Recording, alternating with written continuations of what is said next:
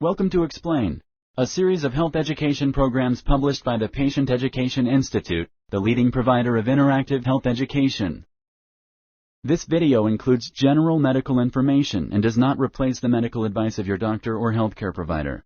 If you have questions pertaining to your medical condition, ask your doctor or healthcare provider. XLIF, Extreme Lateral Interbody Fusion. Introduction. Unstable vertebrae and degenerated discs in the spine can cause one vertebra to slip over another. This is a common condition that can cause pain in the lower back and legs. The pain can make it hard for you to walk, move, or do your normal activities. XLIF, or Extreme Lateral Interbody Fusion, is a surgery that is done to permanently join together two or more vertebrae in the spine. The procedure can help treat back pain and prevent future nerve damage. The XLIF procedure is done through one or two small incisions in your side and back to remove damaged discs and join vertebrae together. This procedure has a shorter recovery time and poses less risks than open surgery to treat problems with the spine. This program explains the XLIF procedure. It explains why the procedure is done and what to expect before, during, and after the procedure. Anatomy. The bones that make up the spine protect the spinal cord and the nerves that travel from the brain to different parts of the body. The spine is formed of a series of solid bones called vertebrae. The vertebrae are separated by softer discs. There are 33 vertebrae in the spine. Nerves passing through the spinal canal leave the spine through windows called foramina. If the nerves are pressed or squeezed by the vertebrae, it can cause pain, tingling, and numbness in the back or legs. Reasons for XLIF. XLIF can treat spine problems that can cause back pain and make it hard for you to do your normal activities. These conditions include degenerative disc disease, herniated discs, scoliosis, spinal stenosis, spondylolisthesis. Degenerative disc disease happens when the discs that separate the vertebrae wear away over time. This can cause the disc to put pressure on nerves in the spinal cord. This pressure can cause pain in the back and legs. Herniated discs happen when a vertebrae pushes a disc out of place. This can put pressure on nerves and cause pain or numbness.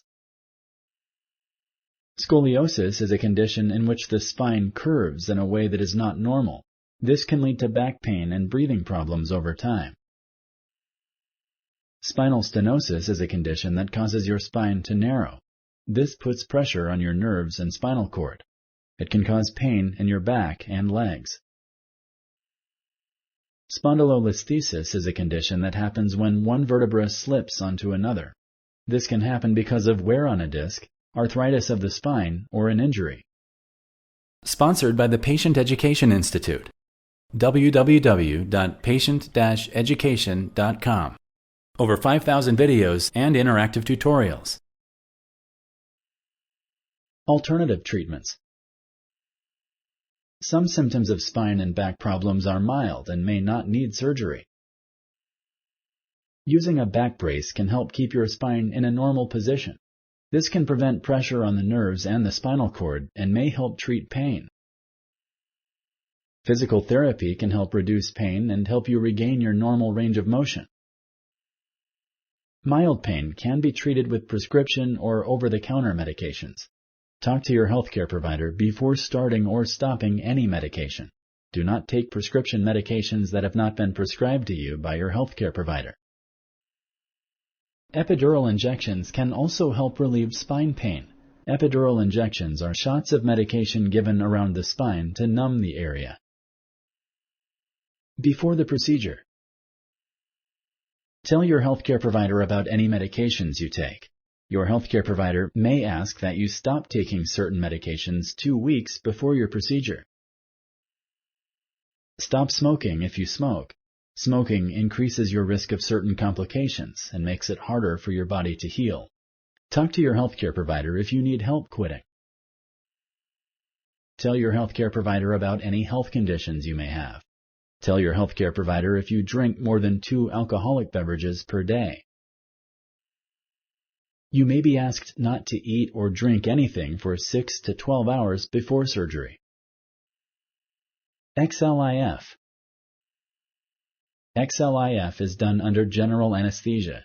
This means that you will not be awake and you will not be able to feel anything during the procedure. XLIF usually takes 1 to 2 hours. The procedure may take longer if many vertebrae are treated. Your surgeon will make 1 or 2 small incisions in your side and back. Your surgeon will use an X-ray of your spine and tools called dilators to make a path to your damaged disc. Your surgeon will use a tool called a retractor to remove the disc from the nerve or spinal cord. Your surgeon may place an implant in the space of the disc. This can help support your spine while your vertebrae fuse together.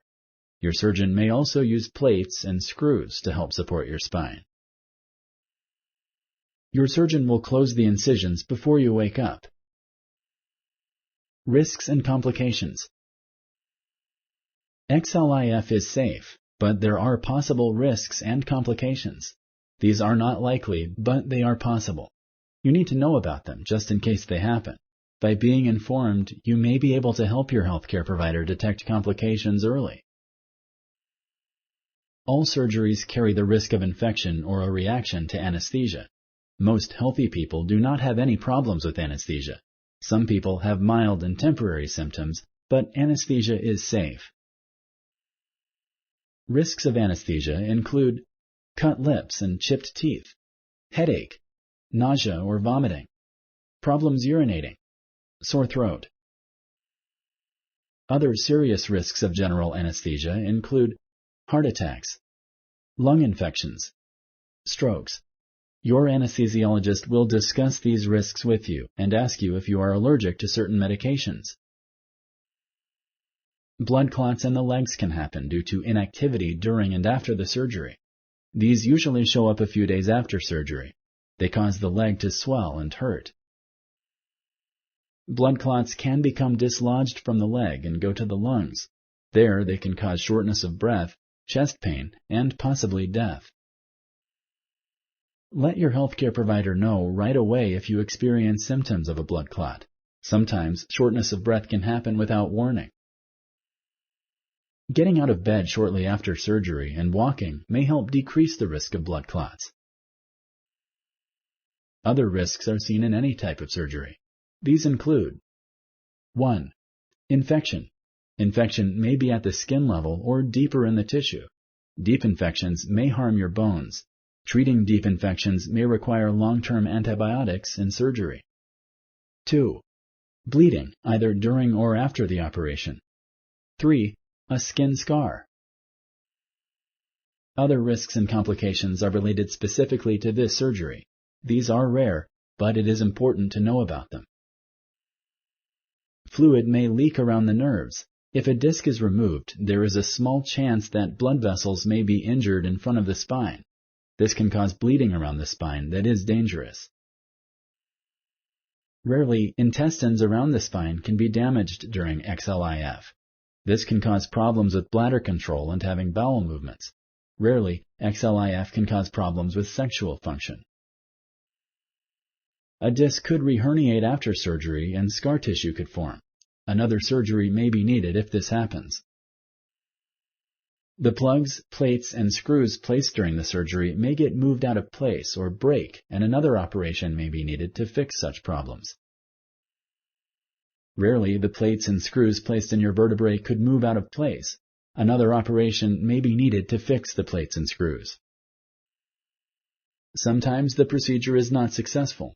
Another surgery may be needed. This is more likely to happen in patients who smoke.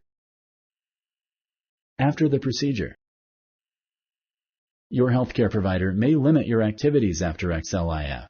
These limits can last from 3 to 4 months. Slowly increase your daily activities while you recover. Avoid strenuous activities and exercise until your healthcare provider tells you it is okay. Ask your healthcare provider when you can resume your normal activities. You may feel weak or tired after the procedure, but it is important for you to walk. This helps prevent fluid buildup in the lungs. It also helps prevent blood clots. Avoid sitting for long periods of time. When you sit, prop your legs up to help prevent blood clots from forming. Avoid climbing stairs when possible. Remove any items from your home that could cause you to trip or fall, such as loose cords or wires and throw rugs. Use good lighting and avoid uneven flooring. Keep things in places that are easy for you to reach. You may need to wear a back brace after XLIF. You should wear the brace at all times except when you are sleeping or taking a shower.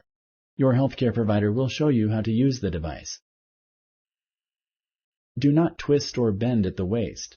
Do not lift objects that weigh more than 5 to 10 pounds, 2 to 5 kilograms.